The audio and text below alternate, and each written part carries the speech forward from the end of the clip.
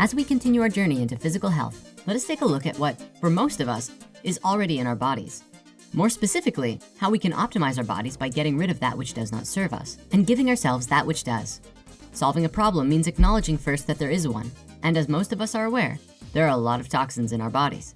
In order to clean our bodies and clear our minds, we must become aware of what specifically is going on and how those toxins got there in the first place. Brace yourselves. If you've never heard this stuff before, this could be pretty shocking. Let's start with some basic biology.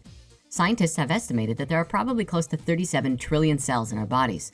Each individual cell is a living, functioning organism, and each cell has a basic role and function in your life, which both survive by and make up the totality that is you. And yet, to think that we're an island unto ourselves can be very misleading. These cells are nourished, experience growth and cell division by the process of metabolizing the nourishment that we're feeding them. This basically means that our entire bodies on a cellular level relate heavily to whatever it is we've been feeding it. You might think of it as other forms of life moving through you. This is identical to the idea that all of the atoms and particles that make up our existence are completely moving through all of us all of the time and not isolated to any one individual. This has some astonishing energetic conscious implications. If we take into our bodies other cells for nourishment that are devoid of nutrients, or while growing had been absent of caring and loving hands, we are taking in nourishment that is simply not very nourishing, and our bodies ultimately suffer for it. If an animal has been suffering and abused its entire life, when you eat it, all of that adrenaline, that fear, and that suffering now enters into your body and adds that trauma into your body of consciousness. You can really see that these animals are experiencing pain and terror and all these sorts of things because you can see them when they're not and you can see them when they are, and it's pretty damn obvious. You now share in the experiences of more suffering, stress, and anxiety than you did before because of what you are bringing into your body's ecosystem. And so now, we're going to cover some of the biggest factors affecting our health by taking a look at by far the largest food group that the majority of us are consuming and the effects that can happen by eating too much processed foods.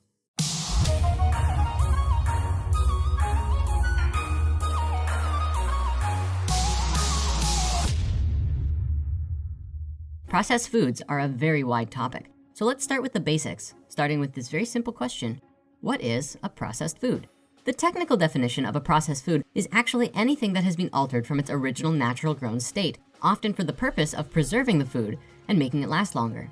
From this perspective, we have to approach the topic on a selective case-by-case basis. It's true that most foods that are available in the grocery store are processed and do contain ingredients that aren't the best for us. It's also true that if old granny on her farm grew some apricots and put them in a jar and stored them for the winter times, that too is technically processing. With that in mind, we're going to look more specifically at the types of processed foods that the majority of us eat on a daily basis, which unfortunately are very far removed from anything natural. In most cases, to create these kinds of foods, almost everything nutritious has been removed. The water's been removed, the fiber's been removed, the minerals have been removed, and then everything has been done to ensure that these foods are highly concentrated with fat, salt, and sugar. These then become a low-grade addiction, or depending on the person, a very serious high-grade addiction. Let's take a look at each one of those things individually, shall we? Sugar. Probably one of the biggest addictions out there and responsible for a tremendous amount of health issues in the world. The average American consumes between 82 and 153 grams of sugar every day. However, most health associations only recommend between 25 and 36 grams per day, and some even say that that is too much, especially in its refined form, rather than consuming sugars from, say, eating an apple. The results of having too much sugar in your diet have been proven to cause metabolic dysfunction, including weight gain, increased bad cholesterol, elevated blood sugar, abdominal obesity, elevated triglycerides, and even high blood pressure. It also increases your uric acid levels, causes cavities, induces insatiable hunger, causes diabetes, liver failure, pancreatic cancer, kidney disease, heart disease, cognitive decline, gout, and a wide array of other nutritional deficiencies. Forbes Business Magazine published an article showing that the biggest culprits of where all of this sugar is coming from is, topping the list, regular old soft drinks, followed closely by candy, then cakes, cookies, pies, and other pastries, then fruit drinks, followed by dairy desserts and milk and other grains. Sugar also affects hormones in the brain which produce excess fat, which ultimately makes sugar to be one of the leading contributors of obesity in children and adults. To conclude this topic, sugar causes a massive dopamine release in the brain, making it highly addictive.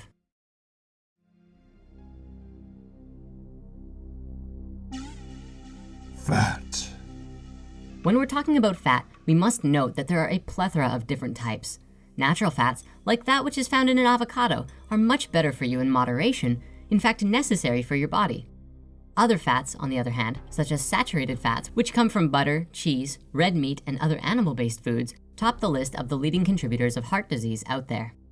There are also trans fats, which most often come from oils through a food processing method called partial hydrogenation. When oil is hydrogenated, it changes from a healthy form of fat to a very unhealthy form of fat called trans fat, which boosts the blood levels of bad cholesterol or low-density lipoprotein.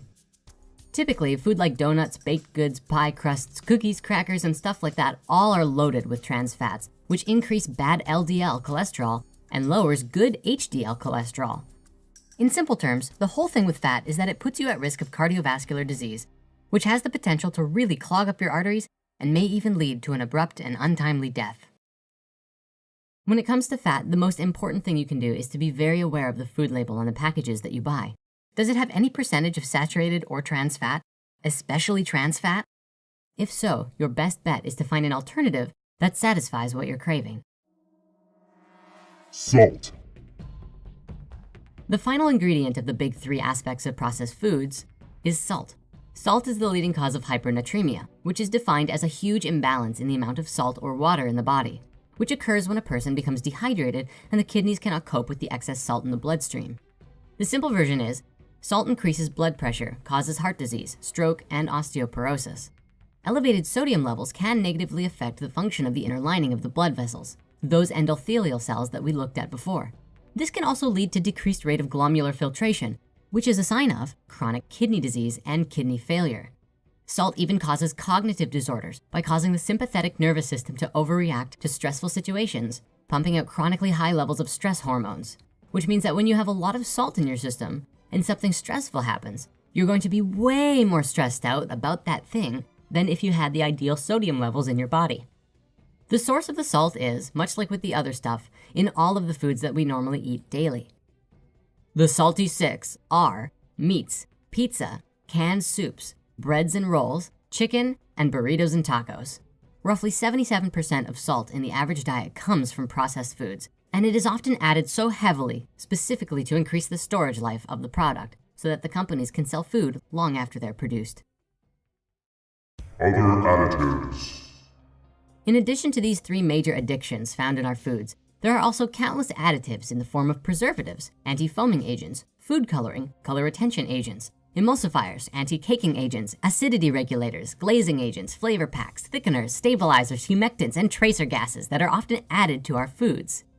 The list is actually ridiculously long and too much to cover in one video. Sometimes these can be the worst things for us in that canned food or boxed whatever that we find ourselves consuming. It's very, very important to read the labels and do some research for what specifically is in our foods before we buy them. Now I know, sometimes it can be very hard to let go of an old food source that we love so much, that gives us comfort. But just remember, it's not actually you that really wants that food. It's the bacteria in your system which have built up a craving for that specific salt, sugar, or fat. As our way of eating changes, that bacteria actually can no longer survive, and we start to find natural foods to be more appealing.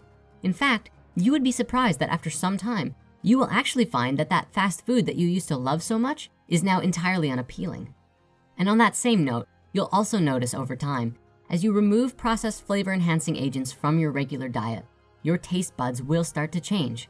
Suddenly, you will be able to notice the subtle sugars within things like carrots, and that they will just taste sweeter than they did before. And this is just the beginning. Moving forward. So to conclude this segment, I would love to leave you with some great news. This would be that regardless of what level of disease, illness, or just general health challenges that you may be facing, simply changing what you're putting into your body automatically begins changing your physical ecosystem. It's not about how many pills you're taking. It's just about letting real, healthy food be your medicine. If you are struggling to get started eating healthier, try this for an approach.